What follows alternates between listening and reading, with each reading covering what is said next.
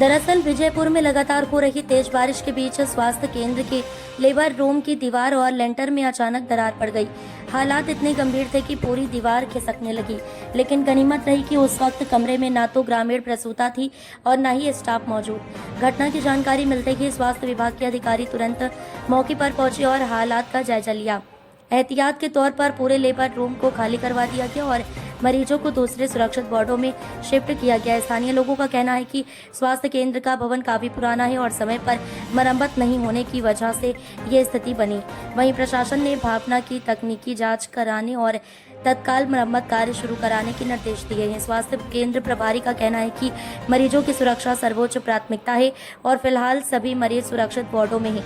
गनीमत ये रही कि समय रहते बड़ा हादसा टल गया। श्योपुर से जिला ब्यूरो महेश कुशवाहा की खास रिपोर्ट।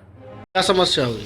मेरा नाम मधु त्रिवेदी है। मैं CLC पे पदस्थ हूँ, सिस्टर हूँ यहाँ। अभी मैं डिलीवरी कर रही थी 12:30 बजे।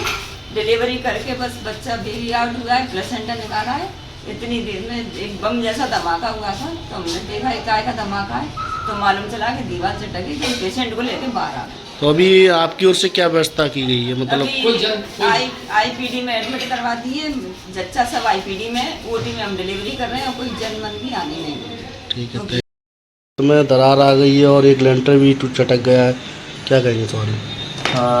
क्या है कि पुराना लेंटर है, जिसकी वजह से एक बीच का लेबर रूम का लेंटर चटक गया है। और हमने क्या है, अभी लेबर रूम और जो वहाँ पे भर्ती मरीज़ हैं उनको वहाँ से निकाल के दूसरी जगह IPD में शिफ्ट कर दिया है और डिलीवरी भी वहाँ बंद कर दी है। मिस्त्री को बुला रहे हैं और उसकी रिपेयरिंग करवाएंगे।